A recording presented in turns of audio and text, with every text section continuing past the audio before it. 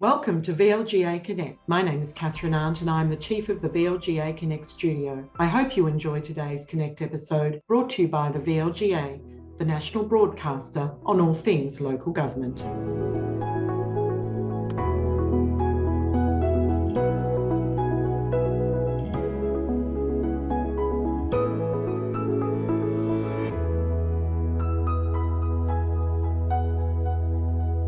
It's time for the weekly governance update with our thanks to sponsors Hunt and Hunt Lawyers. And joining me as always is Stephen Cooper, the Chief of Staff at the VLGA.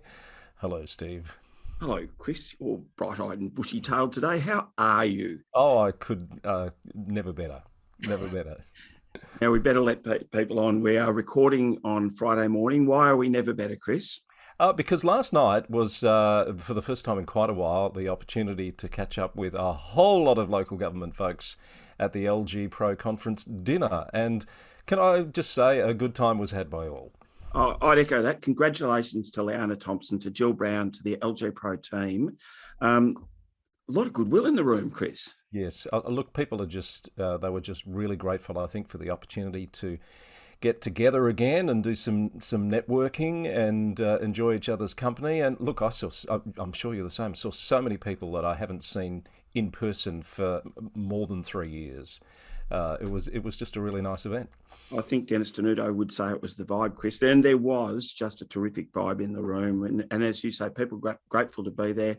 And I think the awards had more resonance than usual, and they are always a celebration of good work. Look, full marks to Jill and the team and the MC, whose name's just escaped me, Cam, I think it was, who really set the tone from the start and made it really clear that while in the past everyone's eating, drinking, talking, etc. while they're doing the awards, it's always been a bugbear, to be frank. Lots of noise in the room. People behaved. They shut up. They let the awards ceremony happen and gave it the respect it deserved. It was wonderful. And we better do it, Chris. Props particularly to Gannawarra Council, who I'm not sure may well have to, fix the suspension in the vehicle for the trip home, because they have carried home a swathe of awards. JLF in the studio, can we superimpose something here that I don't know whether it's a punching bag with a boxing glove? They punch above their weight, is what I'm trying to say at Gannawarra. I had a chat to Tom O'Reilly, the CEO, just before the evening commenced. They were nominated 10 times across the awards. They took home at least 3, I think, from my recollection. And boy, they were excited, weren't they? They were.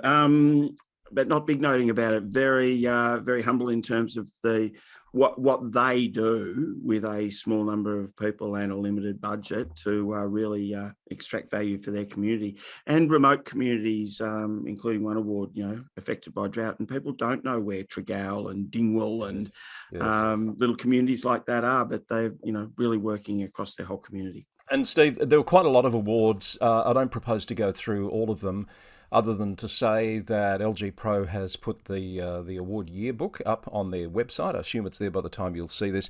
I did want to mention the Young Achiever Award. I thought this was terrific. How often have you seen, we're talking about punching above your weight, awards going to the borough of Queenscliff? They've got a communications officer there by the name of Matt Gibbs, who took out the Young Achiever Award and gave one of the best acceptance speeches of the night. I thought that was terrific too. And absolutely terrific speech, and he acknowledged the breadth of their team of 2 at Queenscliff and the fact that they've really just got to turn their hand to everything in response to issues that they have to deal with. And congratulations to Matt. I thought it was a terrific speech.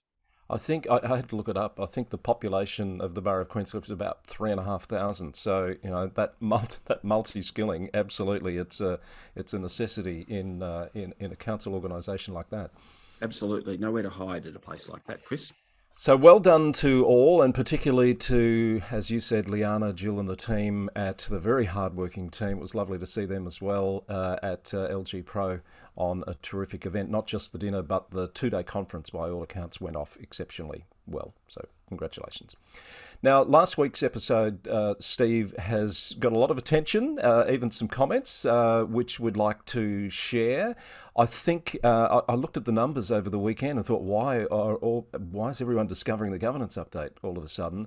A couple of contentious items is the answer. We were talking about the Schoolgate issue in Yarra and the golf course issue in Darebin. I think it's a consequence of more listeners, Chris, is there's more opportunity for people to find things to give us feedback about where we might not have been as correct as we might, or things that need clarification. So I feel an addendum and erratum coming on. And as we've said, Chris, you can't say erratum without saying addendum, or vice versa.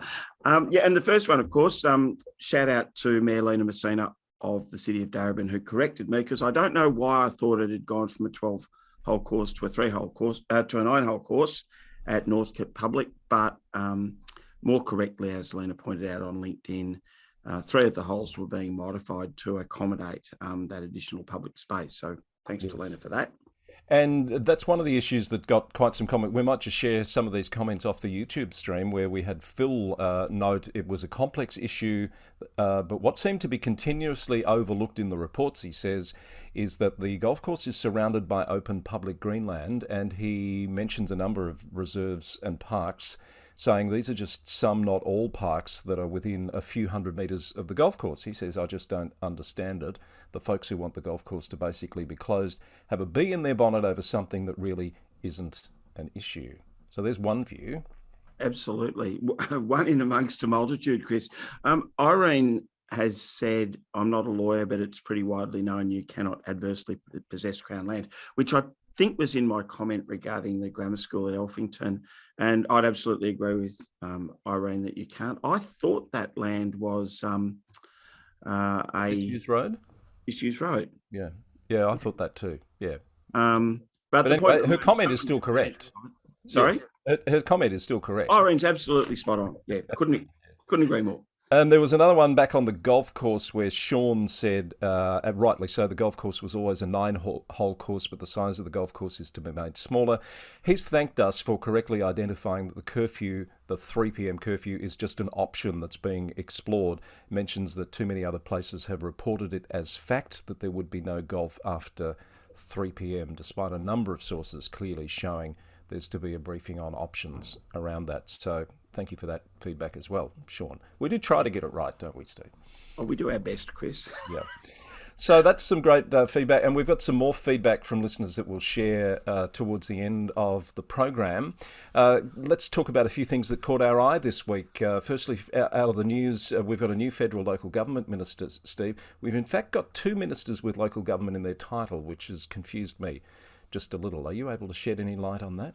None whatsoever, Chris, except that the cabinet minister, or the senior minister, is Catherine King, member for Ballarat, I believe, well known to many in local government in Victoria. So congratulations to Catherine. And there's another portfolio held by former mayor of Bega Valley Shire, Christy McBain, Chris. Yes, so Christy's the Eden Monaro member, and she's in the Outer Ministry, Minister for Regional Development and Local Government and Territories. And I do mean to try, when I get some chance, to try and unpack what that actually means. I've seen no narrative about it yet. Doesn't mean there isn't any, I just haven't found it. So we've gone from having a junior minister, I think, An assistant minister, I think. An assistant minister, thank you, that's what it was.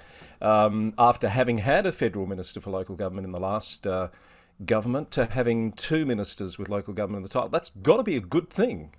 Well, it bodes well for the sort of advocacy that's gone on since the dissolution, I suppose, of COAG, Chris, and the subsequent limiting of the access of local government to top level decision making. So, however that sort of access to the decision makers can be achieved, I agree. It has to be a good thing. Right, and of course we talked last week about the peaks already coming out and reminding the new government of the things that they said they would do for local government, so we'll keep an eye on that. Another news item this week, Steve, that has caught a lot of attention that I think it's worth unpacking a little bit, happening in Macedon Ranges, where for quite some time the council and the Department of, well, I'll just say DELWIP, it's easier, within the state, have been negotiating on transferring the east paddock of the Hanging Rock precinct across to the state. This is the piece of land that the council has owned for some time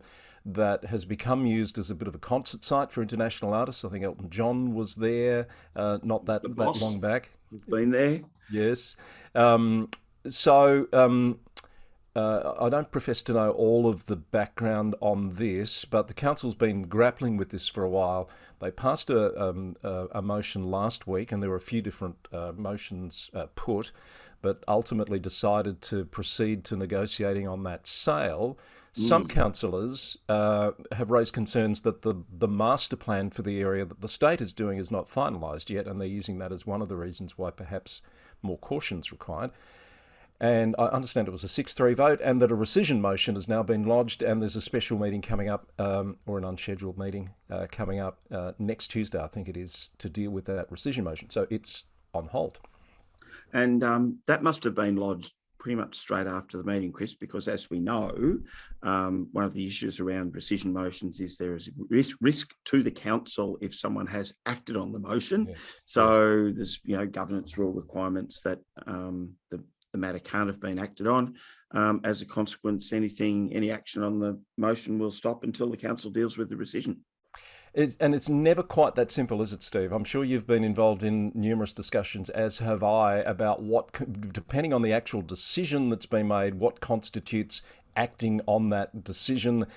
Sometimes the view is taken that just communicating the decision means it's been acted on and should then follow through and can't be rescinded. That's clearly not the case, or the view that's been reached in this case.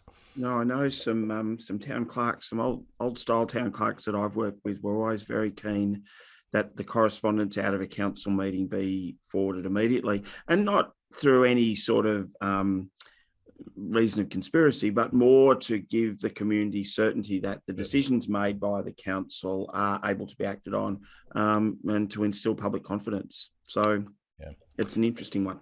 Agree with that point, and we'll keep an eye on that. As I say, that unscheduled meeting has been scheduled for next Tuesday morning. I think it is 10:30. So I love that. I still think it's a special meeting, Chris. But anyway, me too. And I'll come back to that shortly. The roundup on Wednesday will have the result of what happens with that rescission motion, I hope. Look forward to that. Follow that on your favourite podcast app. Exactly right. Yeah. It's budget time. Busy time for councils.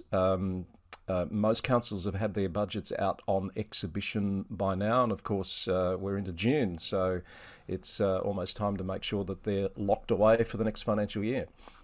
Yeah, I don't know about you, Chris. I haven't heard a lot about council budgets this year, generally, beyond what you would normally expect. But what a couple of conversations I've had in the last week or two is that the impact of, let's just call it storm and tempest, climate, has been quite significant at a number of councils. And I know two large peri-urban councils around Melbourne that have had damage in excess of into the millions of dollars. And in a rate capping environment, budgets are tough. Really goes back to the importance of a sound planning framework. Yes, I was having a good chat to the CEO of one of those councils at the event last night. I'm sure you probably were too. And certainly interstate, New South Wales, Queensland, similar things. What I have seen in terms of public attention on council budgets has been more interstate this year, Steve, because councils in states where they are not rate capped are being forced to declare and warn ratepayers that their rates are going to go up significantly this year for those sorts of factors. The other big one I think I'm hearing mostly around Victoria is the impact of current conditions, economic conditions, on delivery of capital works. There's lots of big carryovers. There are lots of challenges in not only delivering projects, but even getting tenderers to the table in the first place. And of course, when they do, often the submissions, the quotes that are coming in are so far and above what's been estimated and budgeted. It's really putting a squeeze on councils. This is this is a diabolic situation that just appears to be getting far worse before there's any signs it will improve. I was talking to a lawyer yesterday who actually wasn't from Hunt and Hunt, who's made the comment that their kind of construction practice has just really escalated, if I can use that pun, Chris, over the last few years. And, no doubt added to by COVID and the risks associated with either non-performance, delays in supply contracts, the solvency of providers. It's a complex area. And overlay that with the shortage of professionals in a whole range of positions. As someone said to me this week, where have they all gone? So, and that's a fair question. We heard about the Great Resignation, but where have they all disappeared to? So councils are having, and not just councils, it's right across the business world, are struggling to get people to fill crucial roles. And we've heard a bit played out in the media this past week around building surveyors, town planners. This has always been a challenge, but it's becoming a much bigger one for the sector. Well, town planners, it's just always been an issue, hasn't it? That some will want to spend their time in local government and then go off to consulting. Others will, as a career choice, stay in local government, probably for less money, but, for a bit of social good. Building surveyors, it's an extraordinarily difficult issue because the privatisation of the market, but councils still have responsibilities under the Building Act and a requirement to provide a municipal building surveyor. And, getting those people is really, really difficult. I know there are councils out there doing resource sharing with their neighbours. There are, and there's councils also being very upfront with their communities about the impacts this is having on timeframes. So if you've got applications in for planning permits, building applications, etc., they're warning them upfront about the time that it might take due to this shortage. One council that's been in the news is Loddon Shire, which is reported to be telling people you might be better off going off and finding a private building surveyor if you don't want to wait the time that it's going to take for us to process it due to those challenges. So, it's good they're being upfront with their community about those impacts. Oh, absolutely. And it's an interesting one because in that sense, people have always been able to go off and provide a private building surveyor. I guess my point was, I'm not an expert on this. There are certain responsibilities, certain oversight responsibilities that sit with the MBS, the Municipal Building Surveyor, that are not the purview of the VBA. And, how councils address those compliance issues becomes really interesting. And a shout out, last night I was able to join some folks from Whittlesea for part of the evening, where I have a strong connection, as you know, and two of the Whittlesea staff members that were able to enjoy the night last night are doing the Women Building Surveyors program that the government is supporting and LGPro is supporting. And I was lucky enough to be, when I was working with LGPro on an interim basis last year, don't know when it was, to be involved in the setting up of that. So, it's just so good to see that is going to bear fruit sooner rather than later now, and let's hope there's more of it. Whittlesea actually topped up the program to put a second person through, recognising the value of getting some more qualified building surveyors at the other end. Terrific. And a great career opportunity for those women. So, fabulous. Is indeed. All right, what other news have we got this week? There's a couple of things out of interstate, and I know people look forward to the gossip. I've got a little bit of gossip in terms of appointments, etc., coming up shortly. One of our go-to people for a bit of news has become the local government minister in Western Australia, Steve. If you don't mind, Chris. John Kerry, MLA, I think is an absolute must follow on LinkedIn because in terms of a planning application dealt with by the City of Perth for a homeless drop-in centre, was it? Yes, a homeless drop-in centre that they wanted to move 200 metres around the corner. It's been there for 63 years, and the council has denied this application. And one little quote, the reality is the City of Perth elected council could have sought to navigate this difficult issue with better leadership and gathering stakeholders around the table to find real solutions. Yes, this requires more work, but is strong and engaged leadership. And that is only part of the, I'll just call it a whack that he's given to the City Absolutely. of Perth. Yeah. Really on that principle, it's sometimes planning is hard and sometimes people I think he's making the point that just because people are up in arms about a matter doesn't mean that the council ought just follow the pack, Chris. So, to try and balance this, the City of Perth, it was a unanimous decision by those councillors to deny the application. The Lord Mayor, who's a very public Yes, person, Basil Zemplis, the football commentator. Absolutely, says that CBD area is already disproportionately carrying the burden of homelessness services and that those services need to be decentralised from the CBD. Well, the Minister, as you say, has whacked back and says there's a very real risk that one of only two such facilities may now have to shut down in the city. And what's the impact of that going to be? Someone said this to me years ago, Chris, if you build a place where you want to attract people, you don't get to choose the type of people that are attracted. Yes. And having worked in the western suburbs and also at Port Phillip, where there have been issues around homelessness, I know part of it is it's not an ethical answer just to shift the problem somewhere else, I think.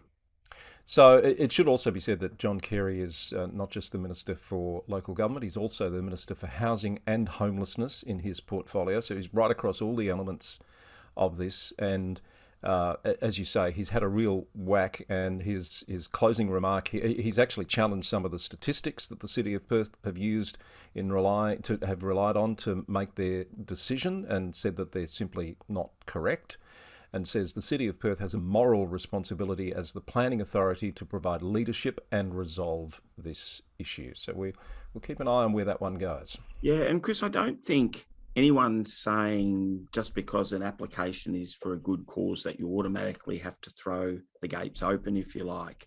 But what the Minister certainly called for is stakeholder engagement and a deep understanding of the issues and who's affected to work through to the best possible solution. And I think his comment is to say we didn't quite get there. Right, and into New South Wales, a little bit of news this week about... Sorry to just leave that one there. I don't think there's much more to say, Steve. Well summarised. Central Coast Council is one of the councils that has been under administration in New South Wales. The announcement has come this week from New South Wales Local Minister that they will remain in administration until 2024. So in September of 2024, when all councils go back to election, Central Coast will be back in the mix with a return to elected representation. And I think, Chris, the short answer or the short issue there was the financial management of the council and a failure to either receive or consider financial reports in regard to the liquidity situation in which it found itself. And I think when a council's in administration, really the big question presumably confronting the Minister in New South Wales is, have the circumstances changed to give the new incoming council the best chance of success? Yes, so the Public Inquiry Commission made 8 recommendations, some of which were to vacate all those council or offices, extend the term of the administrator. And the Minister has said one of the reasons for this decision is to avoid ratepayers having to foot the bill for 2 elections in a relatively short period of time. So if they were to go back to election, say this year, they'd be going back again 2 years after. So it makes sense. The big thing here is it now provides certainty about what is actually happening. And there's some parallels here with what's happening in Victoria, with Casey and with Whittlesea, which are both expected to be going back to elected representatives in October 2024. Why are you laughing, Steve? As you might know a bit about all that sort of topic, Chris. I don't know why I'm sounding off. In fact, it's a common thing that comes up as part of the conversation that includes, what's the difference between administrators and councillors? What's the timetable and the preparation like? And my view is you can't start preparing for that transition back to elected representatives too soon. So that's a conversation that's happening pretty regularly now.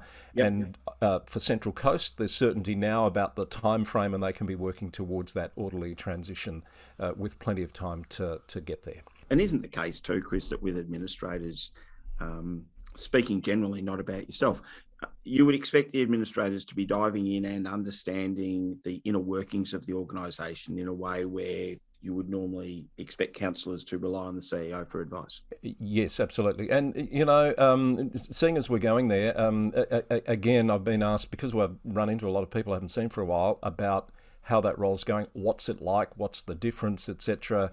There's an assumption that it's easier for the council organisation to have administrators with the professional backgrounds that we have than a group of elected councillors. And I've had to say to them, well, don't assume that, because one CEO has already said to me, the expectations are actually higher because you guys actually have the background and the knowledge, and you're going to want to move much more quickly on things than perhaps when you've got a group of councillors that need to come up to speed on issues, the point that you were making. So I have heard that elsewhere too, Chris, that it's not always a piece of cake for the council staff with administrators because of that expectation and the level of rigour that's been brought in. But I think the flip side of that is we, as having worked in council organisations, also understand that what I think is the really important role to influence culture and to have that top-down approach to setting the right tone, setting the right culture, which sometimes councils grapple with and take a while to get to. It can be tricky, but equally we want to be back to a spot where councillors, as the voice of the people, are performing that role and able to do so. That's the bottom line. It's a democratic system, and we want to get back to democracy as soon as is practicable. Absolutely. What's next, Chris? What's next is the classifieds. We have a new CEO coming into the mix into Victoria very soon, next month in fact, with Wodonga having announced this week the appointment of Matt Hyde. Matt is coming from Snowy Valleys Council. He's a 25-year local government veteran in New South Wales and Queensland. So he's just going to step across the border into Wodonga. The press reporting on this was interesting, Steve. I mean, you know how these things happen. The council had a confidential meeting on Wednesday morning at which they obviously made a decision to go with Matt as their preferred candidate. The paper was sort of stirring up, well, when are we going to be told, etc. But what they never did in their reporting was recognise, once you've got a preferred candidate, you've then got to go through the process of negotiating and sorting out a contract and getting it signed, and then you can make your public announcement. It happened pretty quickly, in fact, because the meeting was Monday morning, the announcement was made on Wednesday. I don't think that's questionable at all. So contracts have an offer and acceptance, and you have to have both those things in place, Chris. There you go. Yes, exactly. So that's my take on what's happened there, and congratulations to Matthew Hyde, who is coming into the Victorian mix. And I have updated the list of CEO movements on the Local Government News Roundup website accordingly. Had a couple of people tell me they rely on that list to understand what's happening around the sector, so I better make sure I keep it up to date. I heard a whisper, Chris, there's more to come in coming weeks, so stay tuned.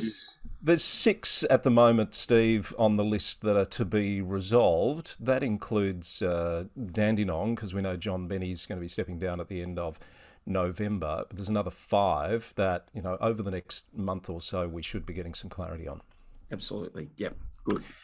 Now, one of those is Darebin, and that's the other little bit of news. Darebin has scheduled a special meeting next week, and they've called it a special meeting, Steve. There's a public notice in the newspapers, and it says special meeting. It doesn't say unscheduled meeting. I love that, so Chris. Full marks. Give me more of it.